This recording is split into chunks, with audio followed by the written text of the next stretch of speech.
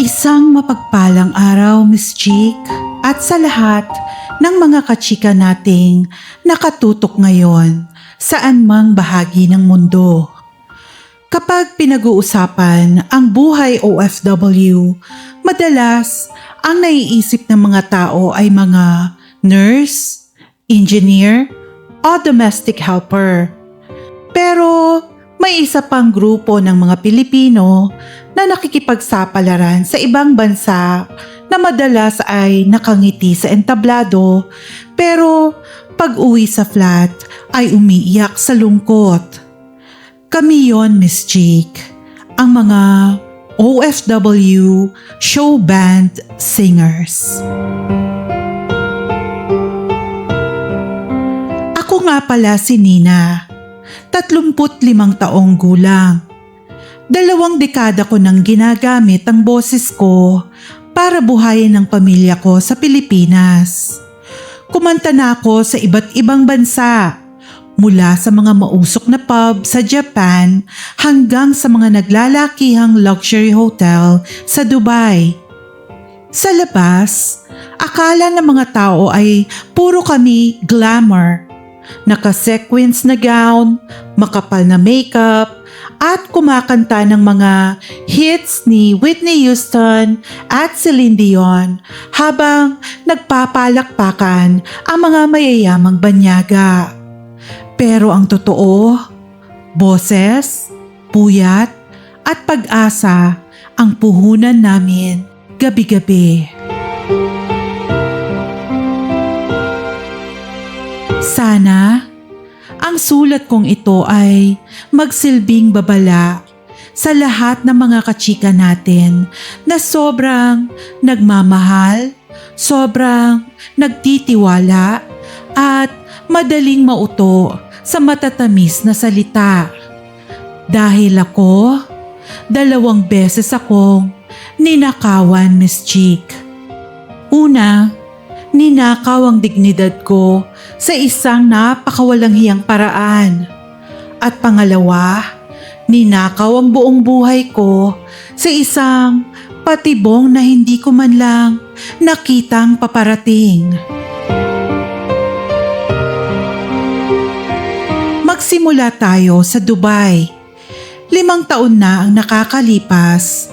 Lead vocalist ako ng isang sikat na show band na tumutugtog sa isang 5-star hotel lounge sa Jumeirah. Ang banda namin ang paborito ng mga Arabo at mga expats.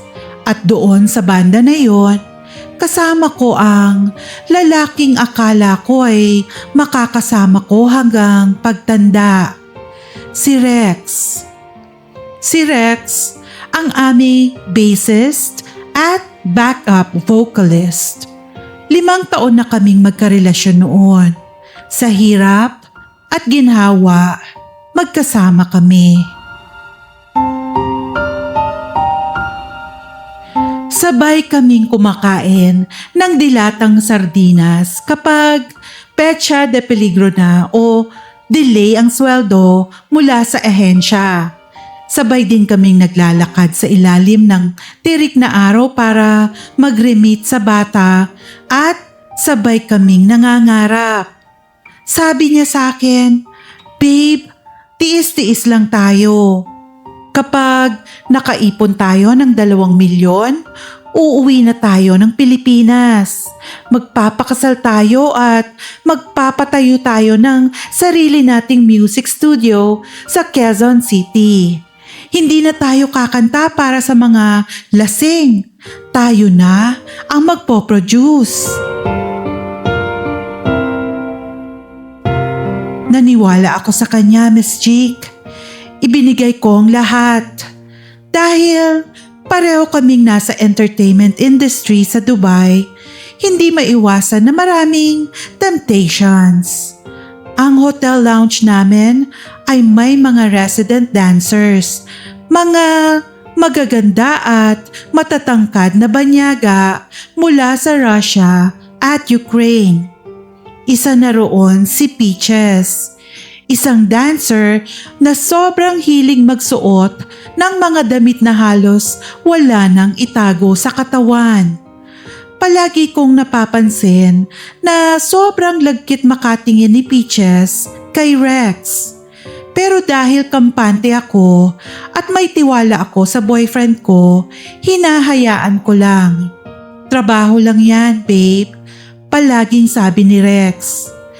Bakit naman ako titingin sa maputla kung nandito naman ang nag-iisang beauty mo? Isang gabi, may special event sa hotel. Sobrang daming tao. Nakatatlong set kami ng mga birit songs. Pagod na pagod ako. Paos at parang bibigay na mga binti ko sa taas ng suot kong heels. Bandang 3:00 ng madaling araw, tapos na ang gig namin. Nagsimula ng mag-uwian ang mga tao at nagliligpit na ang mga cleaners. Pumasok ako sa dressing room namin para magpalit ng damit. Sumunod si Rex, hawak ang bass guitar niya at isang bagong condenser microphone na kakabili lang namin sa mall kahapon para sa personal vlogs namin. Sabi ni Rex habang nagpupunas ng pawis, "Babe, mauna ka na sa flat. Sasabay na lang ako kay Kuya Jun sa van mamaya." Sabay tanong ko, "Bakit? Hindi ka pa ba pagod?" "Gusto ko nang matulog, Rex. Masakit na yung lalamunan ko." Reklamo ko habang tinatanggal ang mga false eyelashes ko. Sabi naman ni Rex, "Ititest ko lang tong bagong condenser mic natin. Napansin ko kasi kanina nang kumakanta ako ng Sweet Child O' Mine, parang may ground. Baka may sira yung kable o yung mismong ulo ng mic. Kailangan tahimik yung club para ma-check ko yung echo at yung frequency sa main mixer. Dapat i-check na natin to habang under warranty pa." Dahil pagod na ako at wala nang gana makipagtalo, pumayag ako. Sabi ko, "O sige, bahala ka na dyan. Basta wag kang magpapagabi ng sobra ha. Ilak mo yung dressing room." Lumabas na ako ng hotel at naglakad papunta sa staff accommodation namin na 2 kanto lang ang layo. Pero pagdating ko sa pinto ng flat ko, doon ko na-realize na naiwan ko pala ang susi ko sa loob ng makeup kit ko sa dressing room. Wala akong choice kundi maglakad pabalik sa hotel. Wala akong ideya na ang pagbabalik kong yon ang magiging pinakamasakit na eksena sa buong buhay ko. Pagdating ko sa lounge, patay na ang mga main lights. Tanging ang mga dim lights na lang sa bar ang nakabukas at nagwawalis na ang mga Indian cleaners namin sa malayo. Tahimik ang paligid. Naglakad ako papunta sa hallway ng mga dressing rooms. Palapit pa lang ako sa nakasarang pinto ng dressing room namin, may narinig na akong kakaibang tunog. Tumigil ako. Inilapit ko ang tenga ko sa pinto. Hindi ito tunog ng feedback mula sa speaker. Hindi rin ito yung typical na testing 1, 2, 3 na madalas ginagawa ni Rex kapag nagsa-soundcheck. Rinig na rinig ko ang boses ni Peaches, yung Ukrainian dancer. Parang nabulunan na ewan. Umuungol-ungol na parang nahihirapang huminga. Tapos may kasamang malalim na paghinga at mahinang pag-ungol ni Rex. Sabi ko sa sarili ko, "Hala, baka nagpapa-vocal coach nga si Peaches kay Rex tapos pinapagawa yung mahirap na breathing exercise. Ang sipag naman ng boyfriend ko. Kahit 3:00 na ng madaling araw, todo turo pa rin." Kaya dahan-dahan kong pinihit ang doorknob. Binuksan ko ng kaunti ang pinto para hindi ako makaistorbo sa sound check nila. Pagbukas ko, nanlaki ang mga mata ko. Parang humiwalay ang kaluluwa ko sa katawan ko at gusto kong himatayin sa nakita ko, Miss Chick. Nakaupo si Rex sa ibabaw ng malaking flight case ng mga gitara, nakasandal at nakapikit na parang feel na feel ang kanta. Tapos, ang pantalon niya, ayun, nakababa hanggang bokong-bokong. Hinanap ng nanlalaki kong paningin yung bago at mamahaling condenser mic na pinili namin para sa vlog.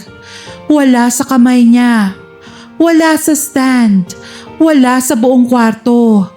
Dahil ang nakita ko sa ibaba ay si Peaches. Nakaluhod sa mismong harapan ni Rex. Wala siyang hawak na kahit anong mikropono, Miss Chick. Dahil ang wireless mic na buong pusong tinitest at sinisiguradong walang ground ng loka-loka ay yung mismong pag-aari ni Rex. Abalang-abala si Peaches. Umuungol-ungol pa na parang lalaban sa grand finals ng singing contest kung makasubo sa personal mic ng magaling kong boyfriend. Sabay sigaw ko mula sa pinto, "Anong ginagawa niyo?" Gulat na gulat silang dalawa. Napabalikwas si Peaches mula sa pagkakaluhod. Muntik pang mabilaukan at ubo ng ubo habang nagpupunas ng bibig. Si Rex naman, sa sobrang gulat, nahulog sa likod ng flight case. Nakataas ang mga paa sa ere habang nagkukumahog na itaas ang zipper ng pantalon niya. "Babe, Nina, mali ang iniisip mo," sigaw ni Rex habang namumutla at pinagpapawisan ng malapot. Sabi ko, "Mali ang iniisip ko?" Nanggigigil kong sagot habang unti-unting lumalapit sa kanila. Gigil na gusto kong ihampas sa kanilang gitara. Sabi ko, "Nakaluhod yung babae sa mismong harapan mo. Tinotodo ang sound check dyan sa mic mong kalawangin at walang kordon tapos mali ang iniisip ko? Ano yan, Rex? Hinahanapan niya ng frequency?" Sabi niya, "Babe, hindi, tinitest lang namin. Vocalization to." Nanginginig pa niyang sagot. At eto pa, ang pinakatanga na palusot na narinig ko sa tanang buhay ko. Sabi pa naman ni Rex, tinuturuan ko lang si Peaches ng proper mouth opening at lip trill. Sabi ko dito muna siya mag-practice, bumuka ng bibig sa personal mic ko bago doon sa mamahaling condenser kasi baka mabasa ng laway, hindi na ma-honor yung warranty. Lip trill? Lip trill? Sigaw ko sa kanya. Bakit nakababa yung pantalon mo? Diyan ba lumalabas ang -1? Doon na nagdilim ang paningin ko, Miss Chick. Sa halip na umiyak, magmakaawa, o manabunot sa maputlang buhok ni Peaches, nakita ko ang kable ng main dressing room mic na nakasaksak sa submixer sa loob ng kwarto namin. Dahil technician din ako minsan ng banda, kabisado ko kung paano i-route ang audio papunta sa main PA system ng buong hotel lounge. Sa isang iglap, pinindot ko ang main out button. Ang mikropono sa dressing room ay naka-live feed na ngayon sa labas. Kinuha ko ang mic. Inilapit ko sa bibig ko. Mic test! Mic test! Sound check 1, 2, 3! Sigaw ko sa mic at dinig na dinig sa buong hotel lounge ng mataginting kong boses na umaalingaw-ngaw sa mga higanting speaker sa labas. Nakita ko sa maliit na monitor na naggulat ang mga cleaners, bouncers at security guards. Sabi ko, "Good morning to all the remaining hotel staff. Attention please." Patuloy ko habang si Rex ay nagmamakaawa sa harap ko na nakaluhod na rin at umiiyak. "We have a special live performance going on right now in dressing room B. Please check the microphone of our bass player, Rex. It seems to be a little too small and having some grounding issues, so our dancer Peaches had to put it in her mouth and personally test it to get the proper breathing from her diaphragm. Let's give a massive round of applause for these two shameless clowns."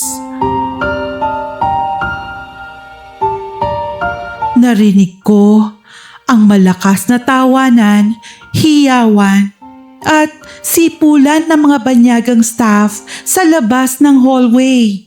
Nagkagulo sila at nagsitakbuhan papunta sa dressing room para makichismis at kumuha ng video. Ibinagsak ko ang mic sa mismong mukha ni Rex. "Tapos na ang kontrata natin, Rex. At tapos na rin tayo. You can choke on that mic all you want. Goodbye." Tinalikuran ko sila at nag-walkout ako ng taas noo. Kahit na ginawa kong katatawanan ang sitwasyon para pagtakpa ng sakit, pag-uwi ko sa flat, doon bumagsak ang lahat ng pader ko. Humagulgol ako ng malakas. 5 taon yon, Miss Chick. 5 taon ng pangarap, ng pag-iipon at ng pagtitiis. Itinapon lang sa isang gabing mic test. Hiniwalayan ko siya agad-agad. Nag-viral ang kwento sa buong Filipino community sa Dubai. Naging laughing stock ang banda namin. Dahil sa kahihiyan, natanggal kami sa trabaho. Si Rex, kinabukasan, iniwan din siya ni Peaches nang malaman nitong wala pala siyang pera at sa akin lang siya umaasa para sa upa ng flat. Nabaon si Rex sa utang sa credit card at tuluyang na-deport pabalik ng Pilipinas. Para makalimot at makapag-move on mula sa kahihiyan sa Dubai, nag-apply ako sa isang international luxury cruise line. Tinanggap ako agad bilang solo lounge singer. Iba ang mundo sa cruise ship, Miss Chick. Walang usok ng sigarilyo, walang maiingay na lasing, mas elegante, mas tahimik, mas pino ang mga tao at mas mahigpit ang disiplina. Dito ko nakilala ang lalaking nagpabura sa lahat ng sakit na dinulot ni Rex. Ang lalaking tila ba ay jackpot na ng buhay ko at gantimpala sa lahat ng pagluha ko. Si Albert. Si Albert, ang casino manager ng buong barko. Isang Pilipino na lumaki sa Amerika. Nasa mid-40s, napakagwapo, matangkad at laging nakasuot ng mamahaling tuxedo o malinis na suit tuwing gabi. Amoy na amoy mo ang yaman at tagumpay sa pabango pa lang niya. Siya ang tipo ng lalaki na magbubukas ng pinto para sa'yo, iuurong ang silya mo para ka makaupo, at titingnan ka sa mata kapag nagsasalita, at tatawagin kang my lady. Napakalayo kay Rex na laging amoy yosi, pawis, at serbesa. Araw-araw, pinapadalhan niya ako ng mainit na kape at mga mamahaling bulaklak sa cabin ko bago ang set ko. Tuwing kumakanta ako sa main atrium ng barko, lagi ko siyang nakikitang nakatayo sa balcony ng kasino sa itaas, nakangiti at pinapanood ako ng may matinding paghanga. Isang gabi, matapos ang duty niya, inaya niya akong mag-dinner sa VIP dining room ng barko kung saan mga mayayamang pasahero lang ang nakakapasok. Doon niya pinagtapat ang nararamdaman niya sa akin. Nina, sabi niya habang nakahawak sa kamay ko sa ibabaw ng lamesang may nakasinding kandila. Ang boses niya ay napakalalim at nakakapanatag. Patuloy niya, I've been working on these ships for 15 years. I've seen thousands of faces, traveled to hundreds of countries. But yours is the only face that made me want to settle down. I want to take care of you. You don't have to sing until your voice breaks anymore. Let me give you the life you deserve. Napakasarap pakinggan, Miss Chick. Matapos lokohin, hiyain at paasahin ng isang purdoy na kabanda, sino ba namang babae ang hindi bibigay sa isang matagumpay, mayaman at disenteng lalaki na handang ibigay ang buong mundo sa kanya? Naging kami ni Albert. Sa loob ng isang buong taon naming pagsasama sa barko, tinrato niya akong parang reyna. Hindi niya ako pinapagastos kahit isang sentimo kapag bumababa kami sa mga ports sa Europe at Asia para mamasyal. Siya ang bumibili ng mga designer bags ko, mga pabango at mga alahas. Dahil sa pagiging galante niya, naipon ko ng buo ang lahat ng sweldo ko sa cruise ship. Naitago ko rin ang mga natira kong savings mula sa mga taon ko sa Dubai. Lumaki ang pera sa bank account ko. Nang malapit nang matapos ang kontrata namin pareho at papalapit na ang barko sa Pilipinas para sa aming bakasyon, nag-propose si Albert. Isang gabi, sa open deck ng barko, sa ilalim ng libo-libong bituin at malamig na simoy ng hangin, lumuhod siya sa harap ko at binigyan ako ng isang napakagandang diamond ring na kumikinang sa dilim. Umiiyak akong sumagot ng yes. Kinabukasan, inimbitahan niya ako sa opisina niya. I have a surprise for you, my future wife. Nakangiting sabi ni Albert habang naglalabas ng isang makapal na folder mula sa drawer niya. Since we are going back to Manila next week, I thought it's time we build our permanent home. I found a luxury, ready for occupancy condo in BGC. It's beautiful, extremely safe, and exactly your elegant style. I already paid for the reservation fee and half of the total down payment. Laking gulat ko. Isang luxury condo sa BGC?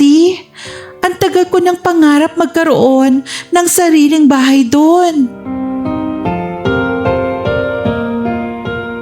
But honey, patuloy ni Albert at biglang nag-iba ang tono niya.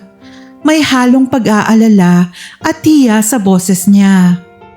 My offshore bank account in the Cayman Islands is having a temporary freeze because of a massive wire transfer anomaly in the US banking system. My lawyer said I need to clear it personally next month. The problem is, if we don't pay the remaining down payment by this coming Friday, the developer will void the contract. We'll lose the unit and the millions I already put in as reservation fee. I hate to ask you this.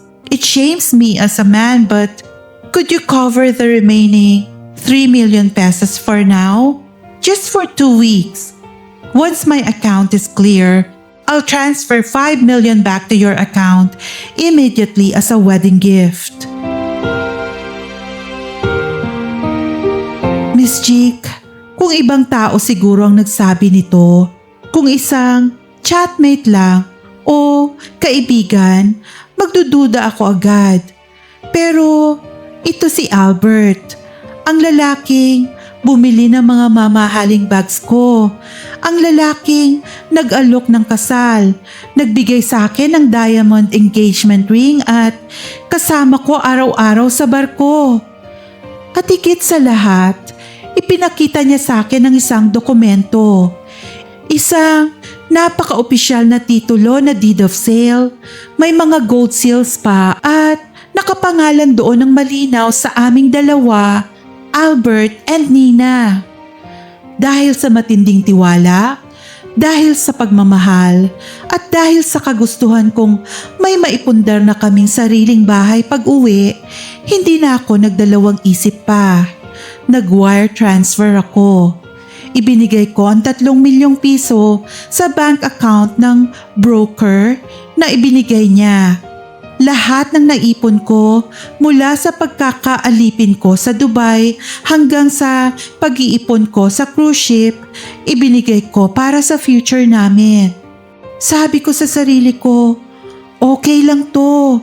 Magpapakasal na rin naman kami soon. Isang team na kami. Dumating ang araw ng pagbaba namin sa Maynila. Masayang-masaya kami habang pababa ng barko. Pagdating sa airport, humalik siya sa akin at nagpaalam. Honey, I need to go straight to the province to visit my sick mother. It's an emergency, sabi niya habang mahigpit akong niyayakap. I'll be there for 3 days to make sure she's okay. You go ahead and rest in a nice hotel. On Friday, I'll meet you at our BGC condo so we can officially move in together. I love you. Pumayag ako. Pero dahil sa sobrang excitement at dahil gusto kong isurprise ang future husband ko, hindi ko na hinintay ang Friday. Noong Wednesday pa lang, tumaan ako sa isang mall. Bumili ako ng mga bagong mamahaling bedsheets, paborito niyang kape, scented candles, at 2 bote ng mamahaling red wine. Sabi ko sa sarili ko, aayusin ko na ang kondo namin para pagdating niya sa Friday, may sasalubong sa kanyang romantic setup para sa una naming gabi sa sarili naming bahay. Pumunta ako sa address na nakasulat sa deed of sale. Isang napakagarang high-rise luxury tower sa gitna ng BGC. Nanginginig pa ako sa tuwa pagpasok ko sa napakagandang lobby. Lumapit ako sa receptionist. Hi, I'm Nina. I'm the owner of Unit 1434. Proud na proud kong sabi, sabay ngiti. Tiningnan ako ng receptionist. Medyo naguguluhan at chinek ang computer niya. Ma'am, excuse me po, but Unit 1434 is already occupied. The owners are living there right now. Napakunot ang noo ko. Baka yung broker namin ang nandun? O naglilinis pa sila? We just bought it. Asawa ko po si Albert. Hindi na nakipagtalo ang receptionist at pinapasok niya ako. Marahil iniisip niyang may miscommunication lang. Umakyat ako sa 14th floor.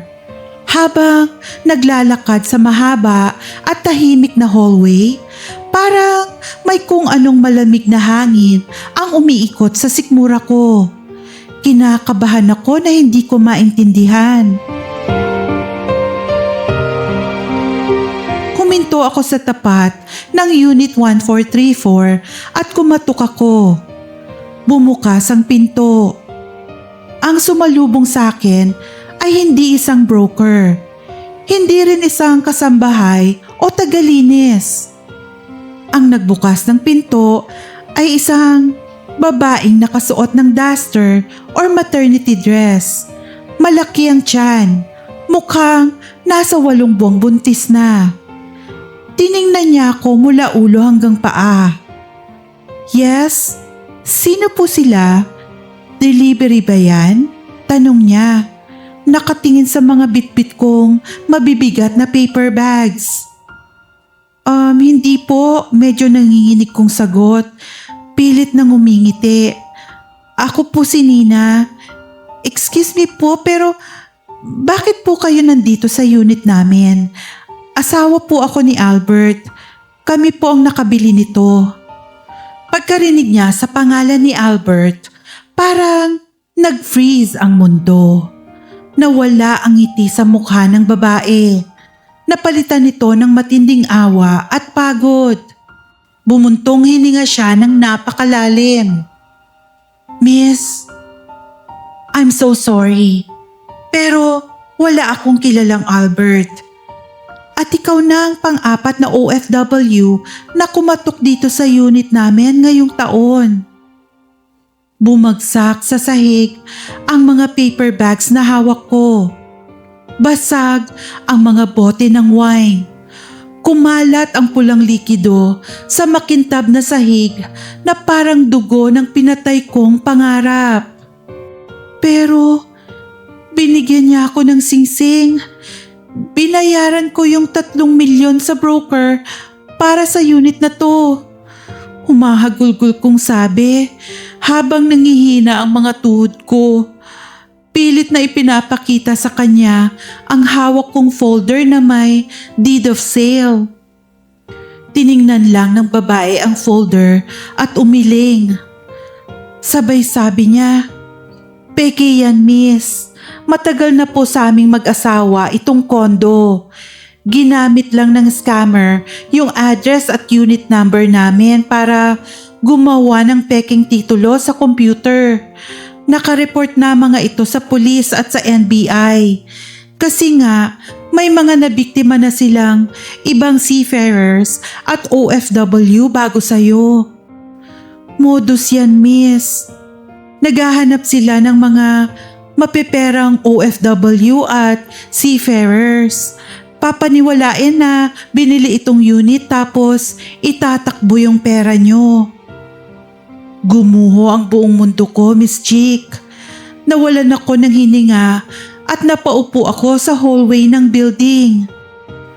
Walang BGC condo, walang joint account, at walang Albert na magpapakasal sa akin. Ang lalaking akala ko ay knight in shining armor ko na sasagip sa akin. Isa palang serial scammer na professional sa pagwasak ng buhay ng mga nagpapakahirap na OFWs at seafarers. Ginamit niya ang maayos niyang pananalita at ang ilusyon ng yaman para paikutin ako. Ninakaw niya ng walang awa ang lahat ng naipon ko mula sa ilang taong pagpapakapuyat, pagluha at pagpapakapaos sa Dubai at sa barko. Yung 3 milyong ibinigay ko doon sa broker niya, sigurado akong dummy account lang yon ng sindikato at hindi na matitrace kailanman. Ngayon, nandito ako sa isang murang apartment sa Maynila. Umiiyak gabi-gabi. Wala na akong pera. Wala akong trabaho dahil tapos na ang kontrata ko at lalong nahihiya akong umuwi sa pamilya ko sa probinsya dahil wala akong maiuwing katas ng sakripisyo ko matapos ang 2 dekada. Saan ako nagkamali, Miss Chick? Sa kagustuhan kong mahalin ng tapat at sa kagustuhan kong magkaroon ng magandang kinabukasan at mapabuti ang buhay ng pamilya ko, naging biktima ako ng 2 lalaking walang puso. Una ay sa kapusukan at panloloko ng isang purdoy na kabanda sa Dubai at ngayon sa isang napaka-organisadong pagnanakaw ng pera at pangarap ko. Anong gagawin ko, Miss Chick? Paano ako babangon mula sa kawalan?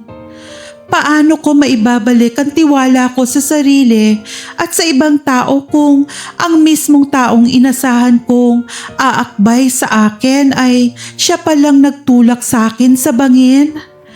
May pag-asa pa bang mabawi ko ang pinaghirapan ko? O kailangan ko na bang tanggapin na isa na naman ako sa mga OFW na umuwing luhaan at walang-wala? Umaasa sa iyong matapang na payo, Nina. Mapagpalang araw sa lahat ng ating mga kachika saan mang dako ng daigdig. Nina, my goodness, ramdam na ramdam ko ang halo-halong emosyon habang binabasa ko ang sulat mo. Gigil na gigil ako tapos bigla akong napahalakhak ng napakalakas at sa bandang huli, pakiramdam ko ay dinaganan ng semento ang puso ko sa sobrang bigat ng sinapit mo. Ang kwento mo ay hindi lang simpleng teleserye. Isa itong roller coaster ride na nawala ng preno. Umpisahan muna natin sa unang ex mo. Let us talk about Rex at ang kanyang maalamat na mic test. My goodness kang bata ka, Nina. Kung namimigay lang siguro ng award para sa pinakawalang kwentang palusot of the decade, hakot award na sana si Rex. Diaphragm? Saan ba dumadaan ang hangin at boses ng lalaking yan? Sa ibaba? Gusto kong purihin ang napakatalino at napakatapang mong ginawa, Nina. Imbes na manabunot ka at mag-iskandalo na parang wild na pusa sa loob ng dressing room, pinindot mo ang main out button. Pinahiya mo sila sa buong hotel sa pinakabonggang paraan. Ibang klase ang level ng ganti mo doon. Isang malaking sampal na naka-broadcast pa sa mga higanting speakers. Pero the truth is, sa likod ng medyo nakakatawang insidente na yon, nandoon ang pait. 5 taon mo siyang nakasama. 5 taong pangarap ang gumuho dahil lang sa isang gabing kalokohan. Akala mo doon na natapos ang malas mo sa pag-ibig. Akala mo nabayaran mo na ang utang mo sa karma. And then, dumating si Albert. Dito na tayo papasok sa seryosong usapan, Nina.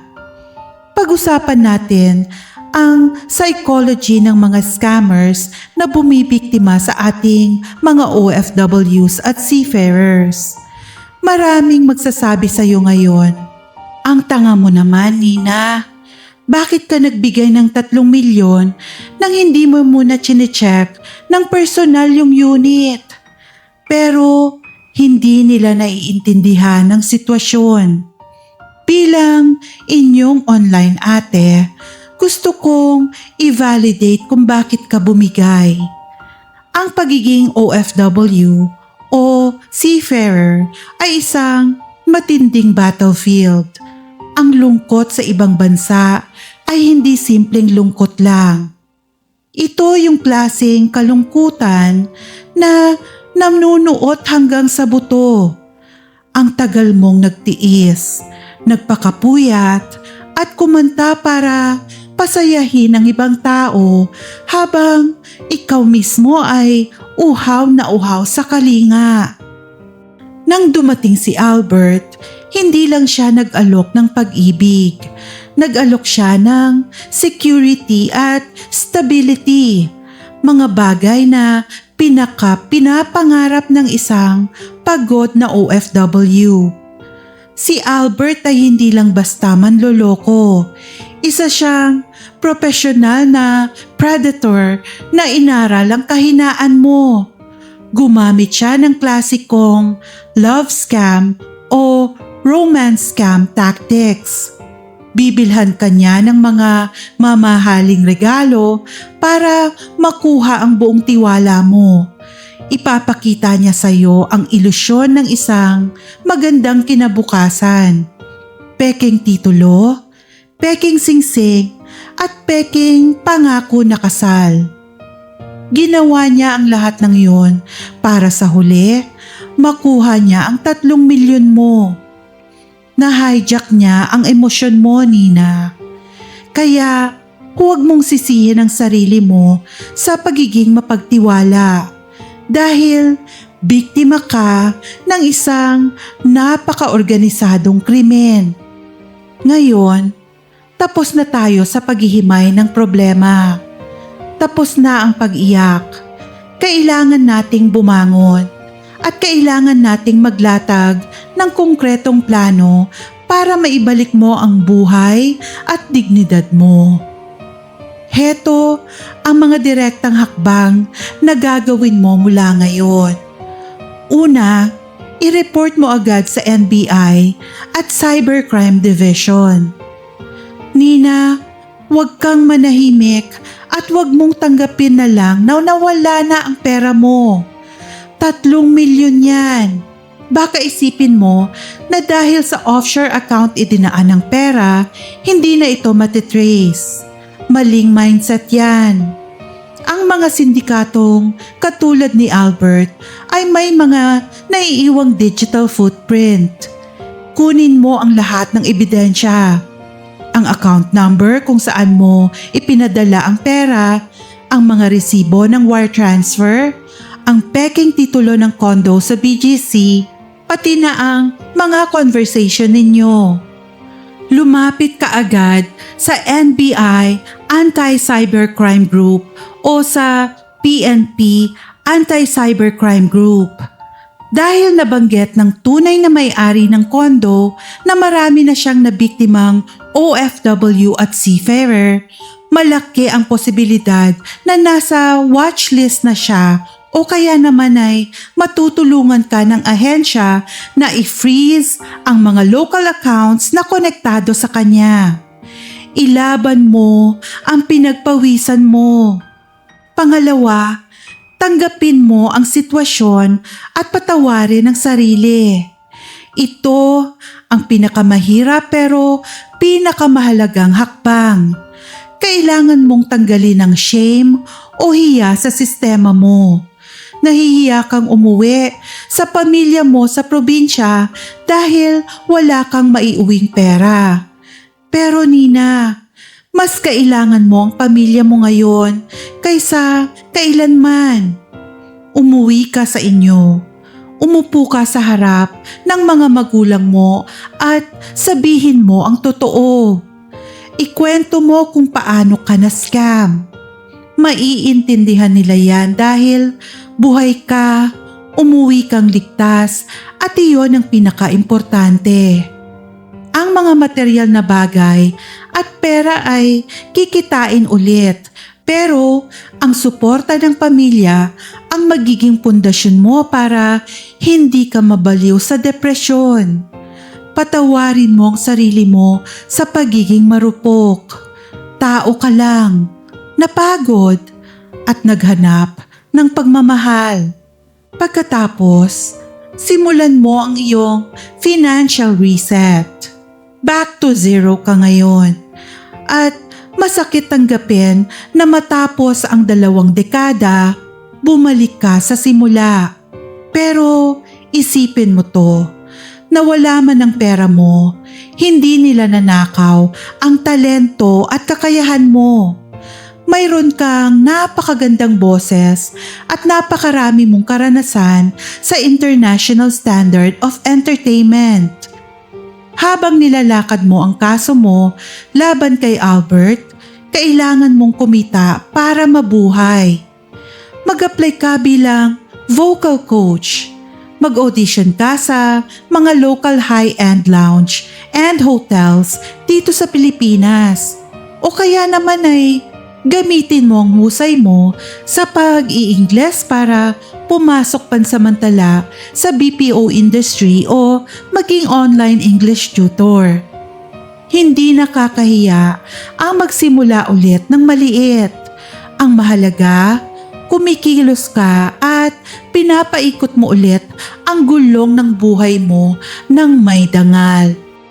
At pagkatapos, i-reprogram mo ang pananaw sa pag-ibig at tiwala.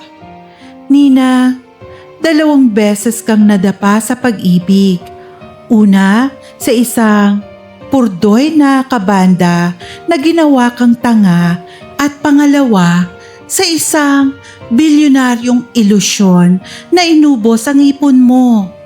Gusto kong ibaon mo sa isip mo na ang totoong pag-ibig at security ay hindi nabibili ng designer bags at hindi ito sinusukat sa dami ng matatamis na pangako. Sa susunod na magmamahal ka at oo, magmamahal ka pa rin dahil karapat-dapat ka. Siguruhin mo, kilala mo ang buong pagkatao ng lalaki. Huwag kang magpapadala sa matatamis na salita at malalaking pangako kung hindi ito suportado ng malinis na background at transparent na intensyon. Ang pag-ibig ay hindi dapat minamadali at lalong hindi ito dapat nagiging rason para ibigay mo ang password ng bank account at buong ipon mo. Nina, ikaw ang lead vocalist ng sarili mong buhay. Minsan, may mga kanta tayong kailangan kantahin na sobrang lungkot at puro piyok. Pero hindi ibig sabihin nun ay tapos na ang concert. Hawakan mo ng mahigpit ang mikropono mo. Huminga ka ng malalim mula sa diaphragm at ibirit mo ang pagbangon mo. Ipakita mo sa kanila na kahit anong gawin nilang pagnanakaw sa pera mo at sa puso mo, hindi nila kailanman mananakaw ang tapang ng isang Pilipinang OFW. Laban, Nina. Maraming salamat, Nina, sa pagbabahagi ng iyong napakabigat ngunit napakatapang na kwento. Sigurado akong libo-libong mga kachika natin abroad ang nagising at natauhan dahil sa naging karanasan mo. Isang paalala po lamang sa ating lahat mga kachika. Hindi po ako isang lisensyadong psychologist, financial advisor o abogado. Ang mga payo ko po rito ay base lamang sa aking opinyon at karanasan bilang inyong online ate. Kung kayo o may kakilala kayong nakakaranas ng matinding kalungkutan, trauma sa relasyon o kailangan ng mas malalim na tulong, huwag mag-atubiling lumapit sa mga mental health professionals o legal counsel.